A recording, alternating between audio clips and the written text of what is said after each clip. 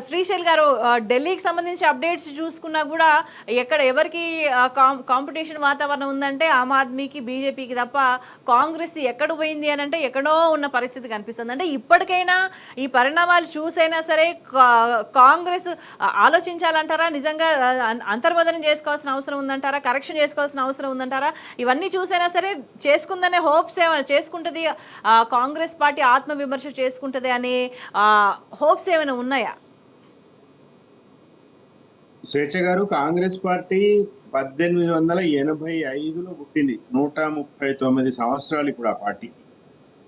అట్లాంటి పార్టీ ఈరోజు దేశంలో ఒక 2 రాష్ట్రాలకు 3 రాష్ట్రాలకు పరిమితం ఎందుకయింది అనేది కాంగ్రెస్ అధిష్టానం ఆలోచించుకోవాలి. కానీ వాళ్ళు అట్లా ఆలోచించే పరిస్థితిలో ఉన్నారని నాకైతే అనిపించడం లేదు. ప్రధానమంత్రిగా పనిచేసి ఈ దేశ ఆర్థిక దిశ మార్చిన పివి నరసింహారావు గారిని కాంగ్రెస్ పార్టీ ఏం చేసిందో చూసినాం. ఆ తర్వాత మన్మోహన్ సింగ్ గారికి మొన్న 7 రోజులు సంతాప దినాలు ప్రకటిస్తే 3వ రోజే రాహుల్ గాంధీ హాలిడే కానీ విదేశాలకు పోయింది. వీళ్ళకి ఇప్పుడు మంచైనా చెడైనా ఏదైనా ఒక విధానం ఉండాలి. ఒక రాజకీయ పార్టీ కన్నా ఒక ఫిలాసఫీ ఉండాలి. కాంగ్రెస్ పార్టీకి ఏ ఫిలాసఫీ లేదండి. దురదృష్టవశాత్తు ఈరోజు వాళ్ళు మైనారిటీల విషయంలో కావచ్చు, హిందుత్వ విషయంలో కావచ్చు, ఇప్పుడు రామ బాబ్రీ మసీద్ కూల్చేసి రామ మందిర నిర్మాణానికి సంబంధించి కాంగ్రెస్ పార్టీ ఈరోజు బీజేపీని అనలేదు. ఎందుకంటే అక్కడ శిలాన్యాస్ చేసిందే రాజీవ్ గాంధీ. సో బేసికలీ ఏంటంటే ఏ అంశం ఈరోజు వాళ్ళు మేము హిందువులము అని ఆడ గంగలో మునిగినా కూడా నువ్వు హిందువు కాదు, నువ్వు ఇంకోటి కాదు అనేది రాహుల్ గాంధీ మీద విపరీతంగా సోషల్ మీడియాలో మీమ్స్, సెటైర్లు వస్తూ ఉంటాయి. ఇట్లా ఎందుకు దౌర్భాగ్య పరిస్థితి వస్తుందంటే స్వేచ్ఛ గారు, ఒకటే ఒక భవిష్యత్తుకు సంబంధించి తమ కుటుంబ భవిష్యత్తు కానీ, తమ పార్టీ భవిష్యత్తు కానీ, ఈ దేశ భవిష్యత్తు కానీ ఒక విజన్ లేకపోవడం, ఒక ఒక ఒక ఏదైనా తాము చెప్పే మాటల్లో తమకు ఒక నిబద్ధత లేకపోవడం. ఈరోజు తెలంగాణ ఇంత అల్లకల్లోలం అవుతా ఉంటే బీఆర్ఎస్ అనే ఒక ప్రతిపక్ష పార్టీ ఢిల్లీ కేంద్రంగా చెప్తున్న మాటలనైనా పక్కన పెట్టండి కాసేపు. రాహుల్ గాంధీ గారు ఈరోజు జనాలు తిడుతున్నారు కదా, చిలుకానగర్ లో రాధికా గౌడ్ తిడుతున్నది కదా, రోటిబండ తాండాలో సాంజీబాయి తిడుతున్నది కదా, రైతులకు బేడీలు వేసిన మీ ప్రభుత్వాన్ని తూర్పారబట్టనోడు ఎవడైనా ఉన్నాడా? ఈరోజు మీ తీన్మార్ మల్లన్ననే, మీ ఎమ్మెల్సీనే ఇదొక చిత్తు ప్రతి, ఇదొక నాలుక గీసుకోవడానికి పనికిరాదు అని మీ బీసీ సర్వేను ముక్కలు చేసిండు కదా. ఇంకెప్పుడు మేల్కుంటారు? ఆమ్ ఆద్మీ ఈరోజు నిజానికి రేవంత్ రెడ్డి గారు నిన్న ఢిల్లీలో పోయిన, మరి ఇప్పుడు వచ్చిండో ఆడే ఉన్నాడో తెలియదు, కానీ కాంగ్రెస్ పార్టీకి ఒక పోస్ట్ మార్టము మీటింగ్ పెట్టాలి ఈరోజు ఢిల్లీలో. కలిసి కూర్చుని అందరు కలిసి పెద్ద మనుషులందరూ కూర్చుని. కానీ అట్లాంటి ఆశాభావం అయితే ఏమీ లేదు. కాంగ్రెస్ పార్టీ ఏమైనా నేర్చుకుంటుందని నాకైతే ఏమీ అనిపిస్తలేదు. రాబోయే రోజుల్లో మరింతగా దిగజారిపోయి ఒక్క రాష్ట్రంలో కూడా అధికారంలోకి ఉండని పరిస్థితి కాంగ్రెస్ పార్టీ తెచ్చుకున్నదంటే దానికి కారణం కాంగ్రెస్ అధిష్టానం.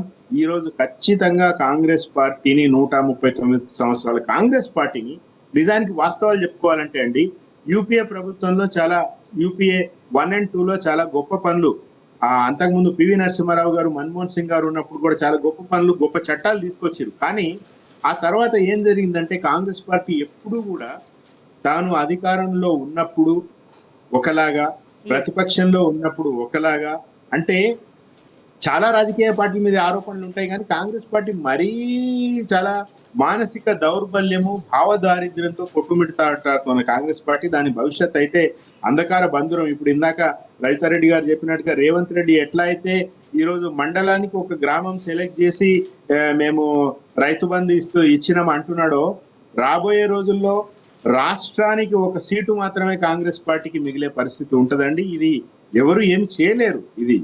This is bound to happen. అంటే శ్రీశైల్ గారు, బేసిక్ గా అంటే పరిస్థితి బాగలేదు అని అన్నప్పుడు ఎంతో కొంత దిద్దుబాటు చర్యలు ఉండడము, నష్ట నివారణ చర్యలు ఉండడము ఏదో ఒకటి ఉంటది. కానీ రాష్ట్రంలో చూసుకుంటే రేవంత్ రెడ్డి ఎక్కడ కూడా అటువైపు కనీసం ఆలోచన చేసే పరిస్థితి కూడా కనిపించలేదని భావించాలా? ఎందుకంటే ఇంకా కూడా ఏకఛత్రాధిపత్యం, ఏకపక్ష నిర్ణయాలతోనే వెళ్తున్న పరిస్థితి, ఇంకా కూడా అంతర్గతంగా అంటే రేవంత్ రెడ్డి వైఖరి వల్ల అంతర్గతంగా కుంపట్లు పెరుగుతున్న పరిస్థితి వచ్చిందని భావించాల్సిన అవసరం కనిపిస్తుందా? ఇప్పుడు స్వేచ్ఛ గారు, frog in the hot water అని ఒక కాన్సెప్ట్ ఉంటుంది. ఏంటంటే ఒక వేడి నీళ్ళలో ఒక పాత్రలో నీళ్లు పోసి ఒక కప్పని దాంట్లో పెట్టి పొయ్యి కింద మంట పెట్టిరు అనుకోండి, అది కొంచెం నీళ్లు వేడైతాయి, ఆ కప్ప హాయిగా ఉంటుంది. ఇంకొంచెం వేడైతాయి, ఆ కప్పకి ఏమనిపించదు. ఇంకొంచెం వేడైతాయి, ఆ కప్పకి ఏం తెలియదు. బాగా బాయిలింగ్ నీళ్లు మరుగుతా ఉంటాయి, ఆ కప్ప ఎగరాలనుకుంటది కానీ ఎగరలేకపోతుంది, దాంట్లోనే చచ్చిపోతుంది. This is frog in the hot water theory. ఈ రోజు కాంగ్రెస్ పార్టీ పరిస్థితి frog in the hot water. అది ఎంత ఎన్ని ఎన్ని సంకేతాలు, కొన్ని కొన్ని గుంబనంగా, కొన్ని కొన్ని మొహం మీద గుద్దినట్టుగా తెలంగాణ సమాజం కానీ దేశవ్యాప్త ప్రజలు కానీ కాంగ్రెస్ పార్టీకి ఇస్తున్నా కూడా అది నీళ్లు వాముగా ఉన్నాయి, ఆహా హాయిగా ఉంది, అబ్బా ఇంకొంచెం వాము పెరిగింది, ఇంకొంచెం హాయిగా ఉంది అని అనుకుంటున్న కప్పలాగా ఉంది కాంగ్రెస్ పార్టీ. కానీ నీళ్లు బాయిల్ అవడం మొదలైతే నువ్వు ఎగరలేవు, నువ్వు చచ్చిపోతావు. As simple as that. అది తెలంగాణ కల్లో అదే జరుగుతుంది, దేశవ్యాప్తంగా కూడా అదే జరుగుతుంది. ఇది సరే, ఇవి గడ్డు రోజులు, ఇవి చెడ్డ రోజులు. ఈ రోజు ఈ రాష్ట్రానికి, ఈ దేశానికి, ఈ రాష్ట్రానికి ముఖ్యంగా తెలంగాణకి గ్రహణం పట్టింది. మన పక్కన మన సోదరులు కర్ణాటకలో కూడా ఆ ప్రజలకు కూడా కాంగ్రెస్ అనే గ్రహణం పట్టింది. ఈ గ్రహణం విడిపోతుంది, ఈ మబ్బులు తొలగిపోతాయి ఖచ్చితంగా. ఈ రోజు ఢిల్లీ తీర్పు బీజేపీ ఆమ్ ఆద్మీ పార్టీలని పక్కన అంటే పెట్టేస్తే ఆయన సరే ముఖ్యమంత్రి సొంత వర్గం వాళ్ళు తప్ప ఇంకెవరు కూడా ఒక సాటిస్ఫైడ్ గా లేని పరిస్థితి, అసంతృప్తితో రగిలిపోతున్న పరిస్థితి. అంటే వాళ్ళ బయటకు వచ్చి మాట్లాడుతున్నారు వాళ్ళంతా కూడా. తాజాగా మనం ఇక్కడ గమనిస్తే ఎమ్మెల్సీ అభ్యర్థి ఎంపిక విషయంలో కూడా ఏకపక్షంగా నిర్ణయం జరిగింది. మీరు ఎవరినో తీసుకొచ్చి మా నెత్తిన పెడితే మేము మోయడానికి మేము సిద్ధంగా లేము అని బాహటంగా మాట్లాడుతున్న పరిస్థితి వచ్చింది కదా. ఖచ్చితంగా ఈరోజు అక్కడ అనిరుద్ రెడ్డి 10 మంది ఎమ్మెల్యేలతో మీటింగ్ పెట్టుకున్నాడు. ఇక్కడ ముఖ్యమంత్రిని మన కోమటిరెడ్డి రాజగోపాల్ రెడ్డి కేసీఆర్ పాలనే బాగుందని జనాలు అనుకుంటున్నారన్నాడు. దానం నాగేందరును గూడెం మైపాల్ రెడ్డి మేము కేసీఆర్ ఫోటో పెట్టుకుంటాం తప్పేంది వయా అని అడుగుతున్నారు. ఈరోజు ఎక్కడికక్కడ కూడా అసమ్మతి. కోమటిరెడ్డి వెంకటరెడ్డి కానీ, నివురుగప్పి నిపులా ఉన్న ఉత్తమ్ కుమార్ రెడ్డి కానీ, పొంగులేటి శ్రీనివాసరెడ్డి నుంచి పెద్ద ప్రమాదం పొంచి ఉన్నది, ఆయన వేసే బాంబులు రేవంత్ రెడ్డి మీదనే పడతాయి అని అందరూ అనుకుంటా ఉన్నారు. ఇది నేను చెప్పిన కదా, మళ్ళీ రిపీట్ చేస్తున్నా. రేవంత్ రెడ్డికి ఒక కప్పలాగా ఏమీ తెలుస్తలేదు. ఒకటి బావిలో కప్ప అంతా అజ్ఞాని, 2 వేడి నీళ్ళలో కప్ప అంతా మొద్దు చర్మము. సో కాబట్టి రేవంత్ రెడ్డి ఈరోజు మీరు అంటున్నారు, కొంతమంది నాయకులు అంటున్నారు కానీ స్వేచ్ఛ గారు కాదండి, రేవంత్ రెడ్డి కుటుంబం తప్ప ఎవరు సంతోషంగా లేరు కాంగ్రెస్ పార్టీలో. ఇది వాస్తవం. రేవంత్ రెడ్డి ఏ ఏ ఆరోపణలు కేసీఆర్ మీద రేవంత్ రెడ్డి చేసిండో అవన్నీ Revanth Reddy, to be very honest. ఇప్పుడు కుటుంబ పాలన అంటే రేవంత్ రెడ్డి, ఈరోజు నియంత అంటే రేవంత్ రెడ్డి, ఈరోజు గడీల పాలన అంటే రేవంత్ రెడ్డి, ఈరోజు దొరల పాలన అంటే రేవంత్ రెడ్డి. ఈరోజు ఒక సంవత్సరం అయింది క్యాబినెట్ ని ఎక్స్పాండ్ చేసేంత దిక్కులేని ప్రభుత్వం, దిక్కుమాలిన ప్రభుత్వం అంటే ఈరోజు రేవంత్ రెడ్డి ప్రభుత్వం. ఈరోజు అన్ని పోర్ట్ఫోలియో రేవంత్ రెడ్డి దగ్గర ఏ ఏ పోర్ట్ఫోలియో ఉందో మీరు లెక్కబెట్టి తీయండి. ప్రతి పోర్ట్ఫోలియోలో ప్రభుత్వ వైఫల్యము, అధికారుల అలసత్వము, ఎవరికి ఎవరి మీద కంట్రోల్ లేదు, ఎవరికి ఎవరంటే భయం లేదు. ఎందుకంటే నైతికంగా బలంగా ఉండి ప్రజలకు 4 మంచి పనులు చేస్తున్న నాయకులను చూస్తే ఎవరికైనా భయం ఉంటది, అధికారులకు భయం ఉంటది, సమాజంలో కూడా అరే ఏమైనా 1-2 తప్పులు పడితే సహిస్తాంలే అన్నట్టుగా ఉంటది. ఈ రోజు ఎవరికి ఏమీ భయం లేదు, విచ్చలవిడిగా ఈ రాష్ట్రం కుక్కలు చింపిన విస్తరిలాగా అయిపోయింది. ఇది కాంగ్రెస్ పార్టీ ఈ ఒక దరిద్రం పట్టుకున్నట్టుగా రేవంత్ రెడ్డి రూపంలో తెలంగాణకి పట్టుకున్నది అనేది నిర్వాగ్వము స్వేచ్ఛగా. ఎగ్జాక్ట్లీ రజిత గారు. అంటే ఒకవైపు ప్రజల నుంచి వ్యతిరేకత వస్తున్న పరిస్థితి, అండ్ కాంగ్రెస్లో ఉన్న వాళ్ళు నేతలు కావచ్చు, కార్యకర్తలు కావచ్చు, ఎవరైనా సరే, సో ఒక టైం పీరియడ్ గడిస్తే కొంత బెటర్మెంట్ అవుతుంది, కొంచెం వేచి చూద్దామని ధోరణి. కానీ ఇప్పట్లో మంత్రివర్గ విస్తరణ కూడా లేదు అనే క్లారిటీ వచ్చేసింది. ఆల్రెడీ అణగదొక్కుతున్న వాళ్ళంతా కూడా ఇంకా మా వల్ల కాదు అని వాళ్ళంతా కూడా బ్లాస్ట్ అవుతున్న పరిస్థితి కనిపిస్తున్నది. అంటే ఇవన్నీ పరిణామాలు చూస్తుంటే ఇక ముందు కాంగ్రెస్ పార్టీకి ఎట్లా ఉండబోతుంది సిచ్యువేషన్ అని భావించాలి రాష్ట్రంలో? ఇవాళ కాంగ్రెస్ పార్టీ పరిస్థితి చూస్తుంటే మనకు క్లియర్గా అర్థమవుతుంది. ప్రజల్లోకి పోతే ఎంత బండబూతులు తిడుతున్నారు.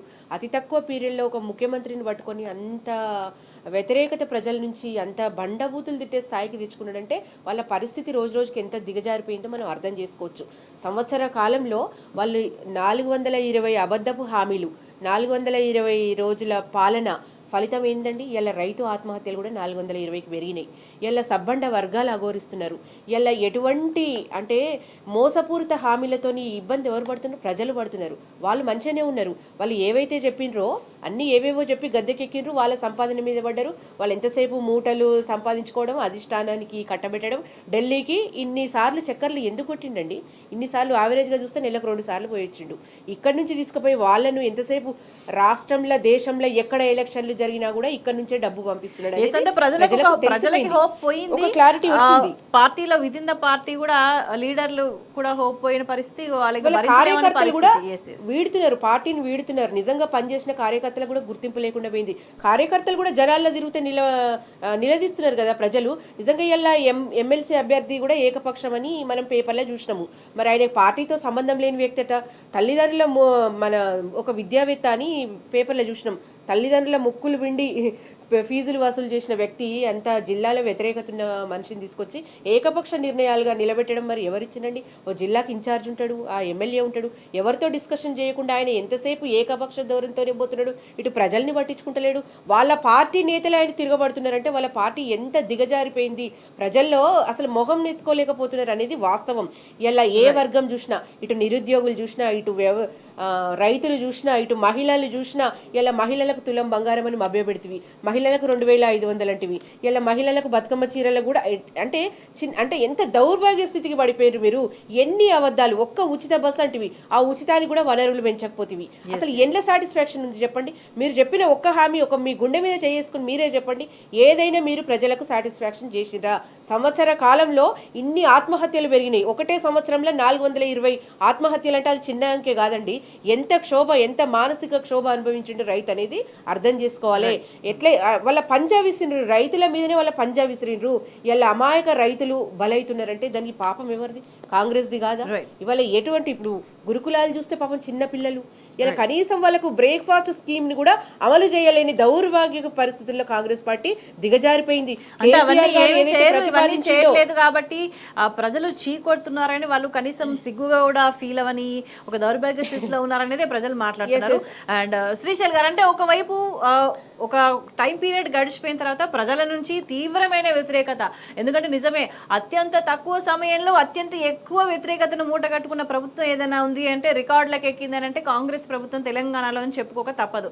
అట్లానే ఇప్పుడు విదిన్ ద పార్టీ కూడా కాంగ్రెస్ పార్టీలో కూడా ఉన్న వ్యతిరేకత, ప్రజా వ్యతిరేకత అయితే ఎట్లా తీవ్ర రూపం దాల్చిందో పార్టీ నేతల నుంచి కూడా రేవంత్ రెడ్డి మీద వ్యతిరేకత అంతే తీవ్ర రూపం దాల్చింది అనుకోవాలా, దాల్చబోతుంది అనుకోవాలా, ఏమనుకోవాలి సిచ్యువేషన్ని?